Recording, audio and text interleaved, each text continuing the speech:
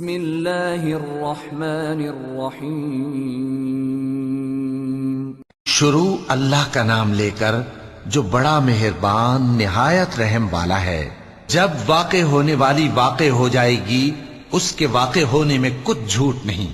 کسی کو پست کرنے کسی کو بلند کرنے والی جب زمین بھونچال سے لرزنے لگے اور پہاڑ ٹوٹ کر ریزہ ریزہ ہو جائیں، پھر غبار ہو کر اڑنے لگیں گے اور تم لوگ تین قسم کے ہو جاؤ گے، تو داہنے ہاتھ والے کیا کہنے داہنے ہاتھ والوں کے، اور بائیں ہاتھ والے افسوس بائیں ہاتھ والے کیا ہی برے ہیں، اور جو آگے بڑھنے والے ہیں ان کا کیا کہنا، وہ آگے ہی بڑھنے والے ہیں، وہی اللہ کے مقرب ہیں۔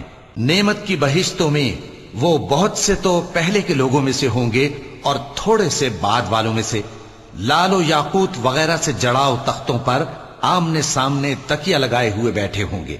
نوجوان خدمت گزار جو ہمیشہ ایک ہی حالت میں رہیں گے ان کے آس پاس پھریں گے، یعنی آپ خورے اور آفتابے اور صاف شراب کے جام لے لے کر۔ اس سے نہ تو سر میں درد ہوگا اور نہ ان کی عقلیں زائل ہوں گی، اور میوے جس طرح کے ان کو پسند ہوں، اور پرندوں کا گوشت جس قسم کا ان کا جی چاہے، اور بڑی بڑی آنکھوں والی حوریں جیسے حفاظت سے رکھے ہوئے آبدار موتی۔ یہ ان کے اعمال کا بدلہ ہے جو وہ کرتے تھے۔ وہاں نہ وہ بیہودہ بات سنیں گے اور نہ گالی گلوچ، ہاں ان کا کلام سلام سلام ہوگا۔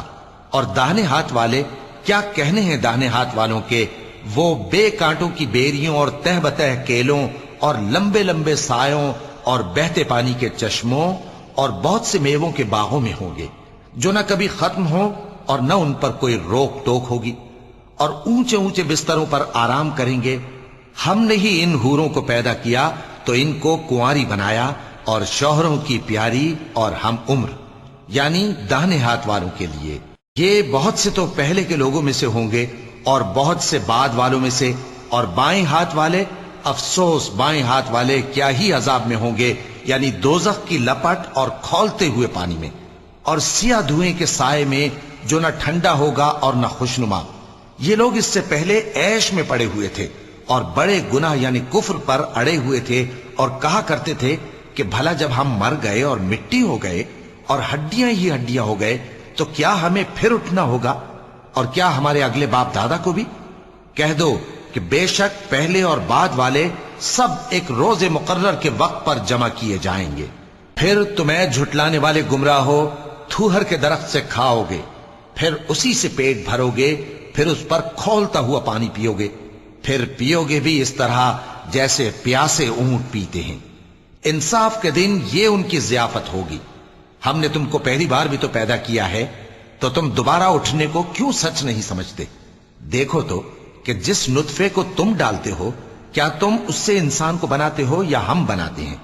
ہم نے تمہارے لیے موت کو مقرر کر دیا ہے، اور ہم اس بات سے عاجز نہیں کہ تمہاری طرح کے اور لوگ تمہاری جگہ لے آئیں اور تم کو ایسے عالم میں جس کو تم نہیں جانتے پیدا کر دیں۔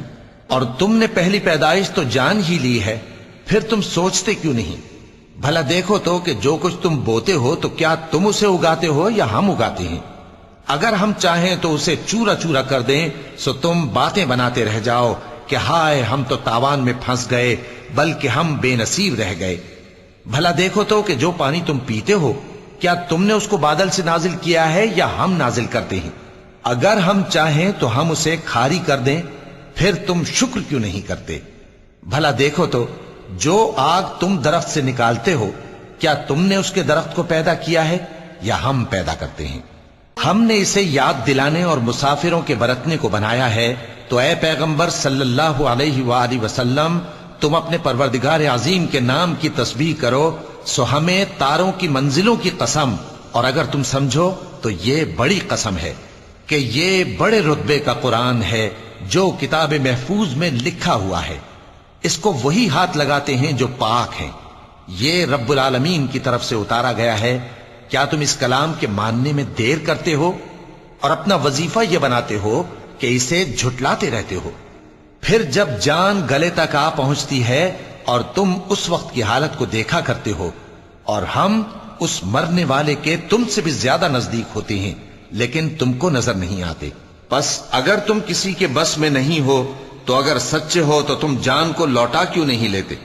پھر اگر وہ اللہ کے مقربوں میں سے ہوا تو اس کے لیے آرام اور روزی اور نعمت کے باغ ہوں گے، اور اگر وہ دائیں ہاتھ والوں میں سے ہوا تو کہا جائے گا کہ تجھ پر داہنے ہاتھ والوں کی طرف سے سلام، اور اگر وہ جھٹلانے والے گمراہوں میں سے ہوا تو اس کے لیے کھولتے پانی کی ضیافت ہوگی اور جہنم میں داخل کیا جانا۔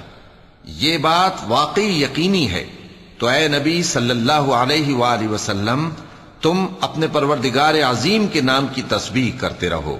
صدق اللہ العظیم۔